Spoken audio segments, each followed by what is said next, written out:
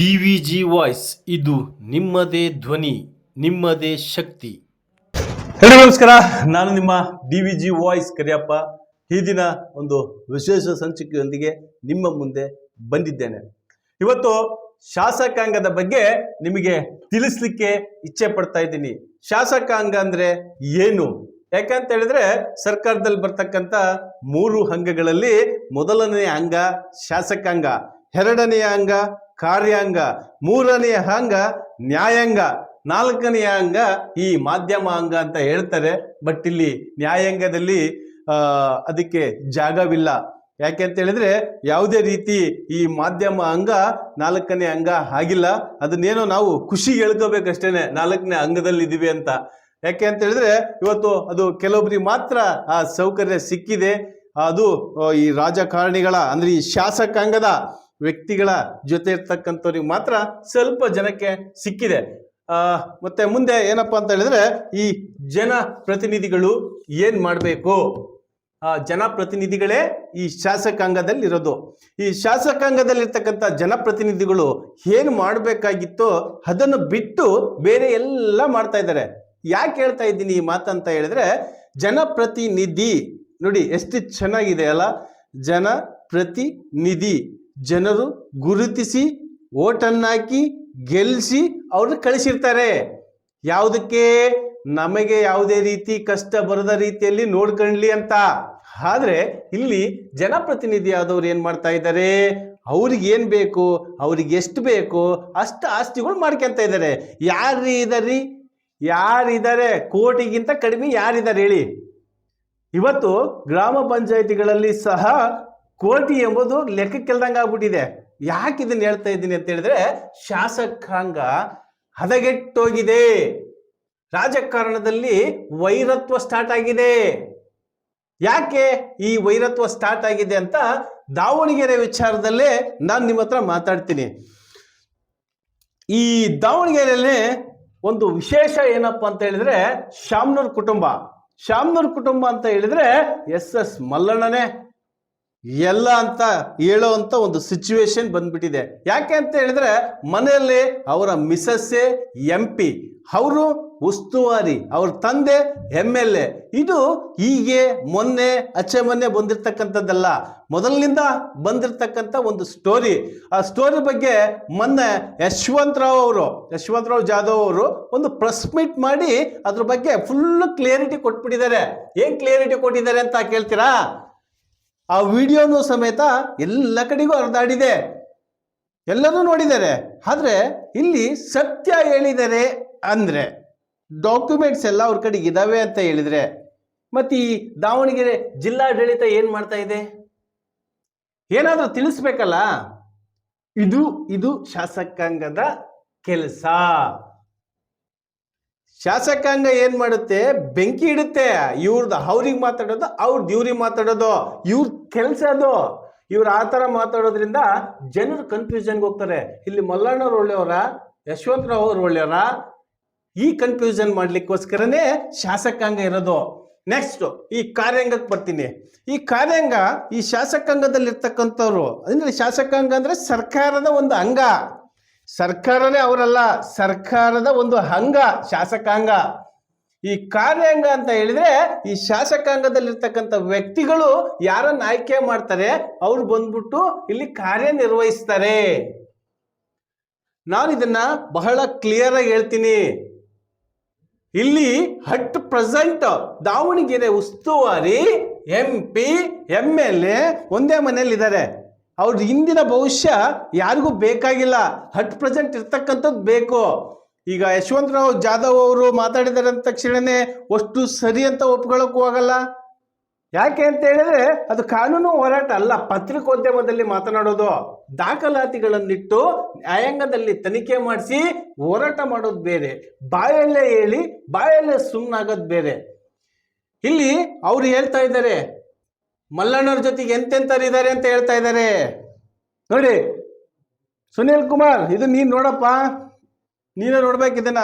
ಯಾಕೆಂದ್ರೆ ಅವರು ಎಷ್ಟು ಕ್ಲಿಯರ್ ಬಿಡಿಸಿ ಹೇಳಿದ್ದಾರೆ ಅಂತ ಹೇಳಿದ್ರೆ, ಪಿಟ್ ಪ್ಯಾಕೆಟರ್ಸು, ಜೂಜಾಡೋರು, ಮಟ್ಕ ದಂಧೆ ಮಾಡೋರು, ಓಸಿ ಬರೆಯೋರು, ಕಿಡ್ನಾಪ್ ಮಾಡೋರು ಎಲ್ಲ ಮಲ್ಲಣ್ಣನ ಜೊತೆಗಿದ್ದಾರೆ ಅಂತ ಓಪನ್ ಸ್ಟೇಟ್ಮೆಂಟ್ ಕೊಡ್ತಾರೆ. ಅದು ಸತ್ಯ ಹೌದಲ್ಲ ಅಂತ ತನಿಖೆ ಅಂತವ್ ಮಾಡೋದಿಲ್ಲಲ್ಲ ಮಾರಾಯ ನೀನು. ಹಾ, ಯಾರೋ ತಪ್ಪು ಮಾಡ್ಲಿಲ್ದಾರನ್ನೆಲ್ಲ ನೀನು FIR ಹಾಕ್ಸ್ಬಿಡ್ತೀಯಾ? ಆಯ್ತು, ಅದು ಸತ್ಯನೋ ಸುಳ್ಳು ಎಂಬುದ್ರ ಬಗ್ಗೆ ತನಿಖೆ ಈ ಶಾಸಕಾಂಗದಲ್ಲಿ ಇರ್ತಕ್ಕಂಥ ರಾಜಕಾರಣಿ ಯಶವಂತರಾವ್ ಜಾಧವ್ ಅವ್ರು ಮಾಡಲ್ಲ. ಅದು ಬರೀ ನ್ಯೂಸ್ ಅಷ್ಟೇ ಮಾಡಕ್ಕೆ ಇಟ್ಕೊಂಡಿರೋದು. ಅರ್ಥ ಆಯ್ತಾ? ಬರೀ ನ್ಯೂಸ್ ಅಷ್ಟೇನೆ, ತನಿಖೆ ಮಾಡ್ರಿ ಅಂತ ಅವ್ರು ಹೇಳಲ್ಲ. ಶಾಸಕಾಂಗದ ಕೆಲಸ, ಕಾರ್ಯಾಂಗದ ಕೆಲಸ ಹೇಳ್ತೀನಿ.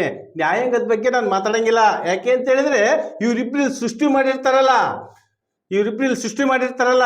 ಇವ್ರು ಏನ್ ಕೊಟ್ಟಿರ್ತಾರೆ ಆ ತೀರ್ಮಾನ ಅಲ್ಲಿ ಆಗುತ್ತೆ. ಅದಕ್ಕೆ ಇವತ್ತು ಕಾರ್ಯಾಂಗ, ಶಾಸಕಾಂಗ ಎಲ್ರೂ ಕೆಟ್ಟೋಗಿದ್ದಾವೆ. ವಿಧಾನಸೌಧದಲ್ಲಿ ಜನಗಳ ಬಗ್ಗೆ ಮಾತಾಡ್ರಿ ಅಂತ ಹೇಳಿದ್ರೆ ಯಾವ್ಯಾವ್ದೋ ಪುರಾಣಗಳು ಹಿಡ್ಕೊಂಡು ಮಾತಾಡ್ತಾರೆ. ನಿನ್ನ ಅಧಿಕಾರ ಇದ್ದಾಗ ಅಷ್ಟಿಂದೆ, ನಿನ್ನ ಅಧಿಕಾರ ಇದ್ದಾಗ ಇಷ್ಟಿಂದೆ. ಹೌದಾ? ಅವೆಲ್ಲ ವಿಚಾರಗಳನ್ನ ಬಿಡಬೇಕು. ಇಲ್ಲಿ ಒಂದು ಪಂಚಾಯತಿಯಲ್ಲಿ ಎಷ್ಟು ಜನ ವಾಸ ಮಾಡ್ತಾ ಇದ್ದಾರೆ, ಒಂದು ತಾಲೂಕಲ್ಲಿ ಎಷ್ಟು ಹಳ್ಳಿಗಳು ಬರ್ತವೆ, ಒಂದು ಜಿಲ್ಲೆಯಲ್ಲಿ ಎಷ್ಟು ತಾಲೂಕುಗಳು ಬರ್ತವೆ, ಈ ರೀತಿ ಡಿಸ್ಕಷನ್ ಹೋಗೇ ಬಿಡ್ತ್ರಿ. ಯಾಕೆ? 5 ವರ್ಷಕ್ಕೊಂದ್ಸಲ ಎಲೆಕ್ಷನ್ ಬರುತ್ತೆ, ನಾವು ಜನಕ್ಕೆ ರೊಕ್ಕ ಕೊಡ್ತೀವಿ, ಎಂಡ ಕೊಡ್ತೀವಿ, ಕಂಡ ಕೊಡ್ತೀವಿ, ಓಟ್ ಹಾಕ್ಬಿಡ್ತಾರೆ. ಅವ್ರು ಓಟ್ ಹಾಕ್ಬಿಡ್ತಾರೆ. ಓಟ್ ಹಾಕಂತ ಪ್ರತಿಯೊಬ್ಬ ವ್ಯಕ್ತಿಗಳೇ ಇಲ್ಲಿ ಕರೆಕ್ಟಾಗಿ ಕಿವಿ ಕೇಳಿಸ್ಕೊಳ್ಳಿ, ತಿಳ್ಕೊಳ್ಳಿ. ನಾವು ಮಾಡೋ ಅಂತ ಒಂದು ಓಟು ಎಷ್ಟು ಕೆಲಸ ಮಾಡುತ್ತೆ ಅಂತ ಜನಕ್ಕೆ ತಿಳ್ಕೊಳ್ಳಿ ಅಂತ ನಾನು ನಿಮಗೆ ಈ ವಿಡಿಯೋ ಮಾಡಿ ತಿಳಿಸ್ತಾ ಇರೋದು. ಇವತ್ತು ರಾಜಕಾರಣಿಗಳೆಲ್ಲ ಸೆಲೆಬ್ರಿಟಿಗಳಾಗ್ಬಿಟ್ಟಿದ್ದಾರೆ. ಅದಕ್ಕೆ DKಶ ಅವರು ಮೊನ್ನೆ ಹೇಳಿದ್ರು, ಉಪಮುಖ್ಯಮಂತ್ರಿಗಳು ಏನಂತ ಹೇಳಿದ್ರು, ನೀವು ಆಕ್ಟರ್ಸ್ಗಳು ಅಂದ್ರೆ ಸಿನಿಮಾ ನಟರಿಗೆ ಹೇಳ್ತಾರೆ, ಆಕ್ಟರ್ಸ್ಗಳು ಬಣ್ಣ ಹಚ್ಕೊಂಡ್ ನಾಟಕ ಮಾಡ್ತಾರೆ, ನಾವು ರಾಜಕಾರಣಿಗಳು ಹಂಗಲ್ಲ, ಬಣ್ಣನ ಹಚ್ಚಲ್ಲ, ನಿಮ್ಗಿಂತ ಚೆನ್ನಾಗಿ ನಾಟಕ ಮಾಡ್ತೀವಿ ಅಂತ ಹೇಳಿದ್ರು. ಇಲ್ಲಿ ದಾವಣಗೆರೆಯಲ್ಲಿ ಇದೇ ನಡೀತಾ ಇದೆ. SP ಮೇಡಮ್ ಅವರೇ, ಯಶವಂತರಾವ್ ಸರ್ ಹೇಳಿದ್ರಲ್ಲ, ಅದಕ್ಕೆ ಸ್ಟೇಟ್ಮೆಂಟೇ ಬರಲಿಲ್ಲ. ಯಾಕೆ? ನೀವು ಅವ್ರ ಪಕ್ಕದಲ್ಲೇ ಕುತ್ಕೊಂಡಿದ್ರಲ್ಲ, ಅವಾಗ ಆ ವಿಚಾರಕ್ಕ ಹೇಳ್ಬೋದಾಗಿತ್ರಲ್ಲ. ನಾವು ಈಗ ಅಟ್ ಪ್ರೆಸೆಂಟ್ ಯಾರು ರಾಜಕೀಯ ಮಾಡ್ತಾ ಇದ್ದಾರೆ ಅದಕ್ಕೋಸ್ಕರ ಅವ್ರ ಪಕ್ಕದಲ್ಲಿ ಕುತ್ಕೊಂಡು ಪ್ರೆಸ್ ಮೀಟ್ ಮಾಡಿದೀವಿ ಅಂತ. ಆಯ್ತ್ರೆ ರೇಣುಕಾ ಮೇಡಮ್, ಇಲ್ಲಿ ಯಾವುದು ಒಳ್ಳೆಯದು ಯಾವುದು ಕೆಟ್ಟದ್ದು ಅಂತ ಶಾಸಕಾಂಗದಲ್ಲಿ ಇರತಕ್ಕಂಥ ವ್ಯಕ್ತಿಗಳಿಗೆ ಗೊತ್ತಿರುತ್ತೆ, ಕಾರ್ಯಾಂಗದಲ್ಲಿರ್ತಕ್ಕಂಥ ವ್ಯಕ್ತಿಗಳಿಗೆ ಗೊತ್ತಿರುತ್ತೆ. ಅವೆರಡನ್ನು ತಿಳ್ಕೊಳ್ಳೋದ್ರೊಳಗೆ ಇಲ್ಲಿ ಯಾರು ಏನು ಒಳ್ಳೇದು ಮಾಡಕ್ ಹೋಗಿರ್ತಾರಲ್ಲ ಆ ಕೆಲಸನೇ ಎಡವಟ್ಟಾಗಿ ಹೋಗುತ್ತೆ. ಹೇಳ್ತಾರಲ್ರಿ, ಎಷ್ಟು ಓಪನ್ ಆಗಿ ಹೇಳ್ತಾರೆ, ಜೂಜ್ಕೋರ್ರು, ರೌಡಿಗಳು, ಇಸ್ಪಟ್ ಆಡ್ಸೋರು, ಕಿಡ್ನಾಪ್ ಮಾಡೋರು ಎಲ್ಲ ಮಂತ್ರಿ ಹತ್ರಕ್ಕೆ ಇದ್ದಾರೆ ಅಂತ ಹೇಳಿದ್ರೆ ನಮ್ದೇನು ರೌಡಿಗಳ ರಾಜ್ಯ ನನ್ರಿ? ಜಿಲ್ಲೆ ಒಬ್ಬ ಮಂತ್ರಿಗೆ, ಉಸ್ತುವಾರಿ ಮಂತ್ರಿ ಅವರಿಗೆ ಪ್ರೆಸ್ ಮೀಟ್ ಮಾಡಿ ಈ ತರ ಅಂದ್ರೂ ಸಮೇತನು ಅರೆಸ್ಟ್ ಮಾಡೋದಿಲ್ಲ ನೀವು. ಯಾವುದೋ ಒಬ್ಬ ವ್ಯಕ್ತಿ ಪ್ಲಾಸ್ಟಿಕ್ ಮಾರಾಟ ಮಾಡ್ತಾ ಇದ್ದಾರೆ, ಆ ಅಂಗಡಿಗೆ ಹೋಗಿ ಸೀಜ್ ಮಾಡ್ರಿ ಅಂತ ಹೇಳಿ ಒಂದು NCR ಮಾಡಿಸ್ಕೊಂತಾರೆ, FIR ಮಾಡ್ರಿ ಅಂತ ಹೇಳಿದ್ರೆ ಬಸವನಗರ ಪೊಲೀಸ್ ಸ್ಟೇಷನ್ ಅಲ್ಲೇ ಒಂದು ತನಿಖೆ ಏನಾಯ್ತು ಇವತ್ತಿನವರೆಗೂ ಗೊತ್ತಿಲ್ಲ. ಪ್ರತಿಯೊಬ್ಬರಿಗೂ ವಿಡಿಯೋ ಮಾಡಿ ಆಡಿಯೋದಲ್ಲಿ ಫೋನ್ ಮುಖಾಂತರ ಮಾತಾಡೇನ್ರಿ. ಮಂಡಿಪೇಟೆಯಲ್ಲಿ ನಡೆದಿರ್ತಕ್ಕಂಥ ಒಂದು ಪ್ಲಾಸ್ಟಿಕ್ ಅಂಗಡಿ ವಿಚಾರದಲ್ಲಿ ಎಲ್ಲರೂ ಫಿಕ್ಸ್ ಆಗ್ಬಿಟ್ಟಿದ್ದೀರಾ ನೀವು? ಹೇಳ್ಬಿಡಿ. ಇಲ್ಲ, ತನಿಖೆ ಮಾಡಿ. ಯಾರು ಪ್ರಶ್ನೆ ಮಾಡ್ತಾರೆ ಆ ಪ್ರಶ್ನೆ ಉತ್ತರ ಸಿಕ್ಕರೆ ನಿಮ್ಮ ಬಗ್ಗೆ ಯಾರು ಏನು ಮಾತಾಡೋದೇ ಇಲ್ಲ. ಮೇಡಮ್ ಅವರೇ, ಜಿಲ್ಲಾಧಿಕಾರಿಗಳೇ ನಿಮ್ಮ ಬಗ್ಗೆನೇ ಹೇಳಿದ್ದಾರೆ. ಯಶವಂತರಾವ್ ಅವರು, ನಿಮ್ಮ ಹೆಸರೇ ಗೊತ್ತಿಲ್ಲ ನೋಡ್ರಿ ಅವರಿಗೆ, ಒಂದ್ಸಲ ಪರಿಚಯ ಮಾಡ್ಕೊಳ್ರಿ. ಬರೇ ಮಲ್ಲಣ್ಣವ್ರ ಬಗ್ಗೆನೇ ಹೇಳ್ತಾ ಇದ್ದೀನಿ ಅಂತ ಹೇಳ್ಬೇಡಿ. ಅವರು ಸಹ ಯಾವ ರೀತಿ ಮುಂದೆ ಬಂದಿದ್ದಾರೆ ಅಂತ ಹೇಳ್ತೀನಿ. ಇದು 3ನೇ ಬಾರಿ 4ನೇ ಬಾರಿ ಇರ್ಬೇಕಲ್ರ ಯಶವಂತರಾವ್ ಅವರೇ, ನೀವು ಎಲೆಕ್ಷನ್ ನಿಂತಿರ್ಲಕತ್ತೆ. ಸೋತಾಗೆಲ್ಲ ನೀವು ಯಾಕೆ ಸ್ಟೆಪ್ ಬೈ ಸ್ಟೆಪ್ ಮೇಲೆ ಆಸ್ತಿ ಮಾಡ್ತಾ ಇದ್ದೀರಾ? ಹೇಳ್ರಿ, ಅದನ್ನ ಜನಕ್ಕೆ ಹೇಳ್ಬಿಡಿ. ಅದು ಗೊತ್ತಾಗ್ಬೇಕಲ್ಲ ಜನಕ್ಕೆ. ಒಂದ್ಸತಿ ನಿಂತ್ರೇನೆ ಮಂತ್ರಿಗಳು ಹೋಗೋಂತ ಈ ರಾಜಕೀಯ ವ್ಯವಸ್ಥೆಯಲ್ಲಿ ನೀನು ಪ್ರತಿ ಬಾರಿನೂ ಟಿಕೆಟ್ ತಗೊಂಡ್ಬರ್ತೀಯಪ್ಪ. GM ಸಿದ್ದೇಶ್ ಬಾಡಿಗಾರ್ಡ್ ಅಂತ ಹೇಳ್ತೀರಾ? ಹೌದಾ? ಬಾಡಿಗಾರ್ಡ್, ನಮ್ಮ ಪಕ್ಷಕ್ಕೆ ಬಾಡಿಗಾರ್ಡ್ ಆಗ್ರಿ ಸ್ವಾಮಿ. ನೀವು ಪಕ್ಷದ ವಿಚಾರನಾರ ಮಾತಾಡ್ರಿ, ಪರ್ಸನಲ್ ವಿಚಾರನಾರ ಮಾತಾಡ್ರಿ. ಒಬ್ಬ ಉಸ್ತುವಾರಿ ಸಚಿವರಿಗೆ ಯಾವ ರೀತಿ ಮಾತಾಡ್ಬೇಕು ಅಂತ ಗೊತ್ತಿಲ್ಲ ಅಂತ ನೀವು ಹೇಳ್ತಿರಲ್ಲ, ಅದು ರಾಜಕೀಯ ಬೆಳೆ ಬೇಯಿಸ್ಕೊಳ್ಳೋದಕ್ಕ ಅಥವಾ ಮಂತ್ರಿ ಅವ್ರ ಮರ್ಯಾದೆ ತೆಗಿಲಿಕ್ಕ? ಇದು ನನ್ನ ಪ್ರಶ್ನೆ. ನೀವು ಮಾತಾಡಿ, ನೀವು ಅವ್ರ ಮನೆಗೆ ಹೋಗಿ ಮಾತಾಡಿ, ಅವ್ರು ನಿಮ್ಮ ಮನೆ ಬಂದು ಮಾತಾಡ್ಲಿ. ಒಂದು ಪ್ರೆಸ್ ಮೀಟಲ್ಲಿ ಕುತ್ಕೊಂಡು ನೀವು ಒಬ್ಬ ಮಂತ್ರಿ ಬಗ್ಗೆ ಆ ರೀತಿ ಮಾತಾಡಿದ್ರೆ ಜನರು ಯಾವ ಮಟ್ಟಕ್ಕೆ ಹೋಗ್ತಾರೆ? ಇನ್ನು ಕಾರ್ಯಾಂಗ ಬದುಕಿದೆ ಸ್ವಾಮಿ, ಬರೀ ಶಾಸಕಾಂಗದಲ್ಲೇ ಸಾಯ್ಸಕ್ ಹೋಗ್ಬೇಡಿ ಎಲ್ಲರನ್ನೂ. ರಾಜಕೀಯ ಇವತ್ತು ಎಷ್ಟು ಮಾಫಿಯಾ ಇದೆ ಅಂತ ಎಲ್ಲರಿಗೂ ಗೊತ್ತಿದೆ. ನಿಮ್ ಜೊತೆ ಸೇರ್ಕೊಂಡು ಕಾರ್ಯಾಂಗನೂ ಮಾಫಿಯಾ ಆಗ್ಬಿಟ್ಟಿದೆ. ನ್ಯಾಯ ಮತ್ತೆ ಯಾರಿಗೆ ಸಿಗುತ್ತೆ? ಯಾರಿಗೆ ಸಿಗುತ್ತೆ ನ್ಯಾಯ? ಬರೀ ಕನ್ಫ್ಯೂಷನ್ ಎಲ್ಲ ಮಾಡ್ತಿರಲ್ರಿ ನೀವು. ಶಾಸಕಾಂಗ ಹಾಗೂ ಕಾರ್ಯಾಂಗದಲ್ಲಿ ಇರ್ತಕ್ಕಂಥವ್ರು ಸರ್ಕಾರದಲ್ಲಿ ಏನು ತಪ್ಪು ಮಾಡಿರ್ತಕ್ಕಂಥ ವ್ಯಕ್ತಿನ, ಯಾರೇ ತಪ್ಪು ಮಾಡಿರ್ಲಿ ಅವನು ಆರೋಪಿ ಅಂತ ಯಾಕೆ ಕೊಟ್ಟಿರ್ತಾರೆ ಗೊತ್ತಾ? ನ್ಯಾಯಾಂಗದಲ್ಲಿ ಇವೆರಡನ್ನು ಇವ್ರಿಗೆ ಆಯ್ಕೆ ಮಾಡೋದಕ್ಕೆ ಬಿಟ್ರೆ ಇದು ಕರ್ನಾಟಕ ರೌಡಿಗಳ ಸಾಮ್ರಾಜ್ಯವನ್ನ ಈ ಒಂದು ಪೊಲೀಸ್ ಇಲಾಖೆ ಸಾಕು ಮಾಡ್ಲಿಕ್ಕೆ. ಯಾಕಂದ್ರೆ ಅದರಲ್ಲಿ ಒಂದು ಸೆಕ್ಷನ್ ಇದೆ. ಆ ಸೆಕ್ಷನ್ ಇದ್ರೆ ಸಾಕು, ಅವ್ರು ಯಾವಾಗ ಫ್ರೆಶ್ ಇದ್ರು ಸಮೇತ, ಈಗ ನಾನು ಮಾಡಿದಾರಲ್ಲ ಹಂಗೆ ಫ್ರೆಶ್ ಇದ್ರು ಸಮೇತನು ಆಗ್ಬಿಡುತ್ತೆ FIR, ರೌಡಿ ಶೀಟರ್. ಯಾಕಂದ್ರೆ ಅದು ಅವ್ರ ಕೈಯಲ್ಲಿ ಕೊಟ್ಟಿರ್ತಾರೆ, ಅವ್ರ ಕೈಯಲ್ಲಿ ಕೊಟ್ಟಿರ್ತಾರೆ. ಮೊನ್ನೆ ಒಂದು ಆದೇಶ ಬಂದಿತ್ತು, ನನಗೇನೋ DYSPಗಿಂತ ಹೈಯರ್ ರ್ಯಾಂಕ್ ಇರ್ತಕ್ಕಂಥ ರೌಡಿ ಶೀಟರ್ ಮಾಡಬೇಕು ಅಂತಂದು ಒಂದು ಆರ್ಡರ್ ಬಂದಿತ್ತು. ಅದನ್ನು ಸಹ ಇವ್ರು ಪಾಲಿಸಿಲ್ಲ ಅಂತ ಅನ್ಸುತ್ತೆ ಸುನಿಲ್ ಅವರು, ಅಥವಾ ಅವರೇ ಮಾಡಿದಾರೋ ಗೊತ್ತಿಲ್ಲ. ಯಾಕೆ ಅಂತ ಹೇಳಿದ್ರೆ ಮೊನ್ನೆ ನಮ್ಮ ಸಿಟಿ DYSP ಸಮೇತನು ಅದೇ ರೀತಿಯಲ್ಲಿ ಮಾತು ಕೊಟ್ಟಿದ್ದಾರೆ. ಎಲ್ಲ ಮೀಡಿಯಾದರ ಹತ್ರ ಕವರಿ, ಮೀಡಿಯಾದವರೇ ಚಾರ್ಜ್ ಶೀಟ್ ಮಾಡ್ತಾರೆ, ಮೀಡಿಯಾದವರೇ ನ್ಯಾಯ ಒದಗಿಸ್ಕೊಡ್ತಾರೆ ಅಂತ. ಎಲ್ಲರೂ ನಾವೇ ಮಾಡಿದ್ರೆ ನೀವೇನ್ ಮಾಡ್ತೀರಿ ಸ್ವಾಮಿ ಅಲ್ಲಿ ಕುತ್ಕೊಂಡು? ಶರಣ ಬಸವ ಸರ್, ಏನ್ರಿ ಸರ ಇದು? ನ್ಯಾಯಾಲಯದಲ್ಲಿ ನ್ಯಾಯ ಇದೆ, ನೀವೇನ್ ಮಾಡ್ಬೇಕು ತನಿಖೆ ನೀವು ಮಾಡಿ ಸ್ವಾಮಿ ಅಂತ ನಾವು ಹೇಳ್ತಾ ಇದೀವಿ ಅಷ್ಟೇನೆ. ಸಿಂಪಲ್ ಇರ್ತಕ್ಕಂಥ ವಿಚಾರವನ್ನ ನೀವೆಲ್ಲ ಹಿಂಗ್ ಮಾಡಿದ್ರೆ ಹೇಗೆ? ನಾ ಇಲ್ಲಿ ದೂರ್ತಾ ಇಲ್ಲ, ಯಾರ ಬಗ್ಗೆನೂ ಹೊಗಳ್ತಾ ಇಲ್ಲ, ಜನರಿಗೆ ಕ್ಲಿಯರಿಟಿ ಸಿಗ್ತಾ ಇಲ್ಲ. ಆ ಕ್ಲಿಯರಿಟಿಯನ್ನ ಕೊಡೋ ಸಲುವಾಗಿ ನಮ್ಮ DVG ವಾಯ್ಸ್ನಲ್ಲಿ ಪ್ರತಿಯೊಂದು ವಿಚಾರದ ಬಗ್ಗೆ ಸಂಕ್ಷಿಪ್ತವಾಗಿ ತಿಳ್ಕೊಂಡೇ ನಾನು ಉತ್ತರ ಕೊಟ್ಟಿದ್ದು.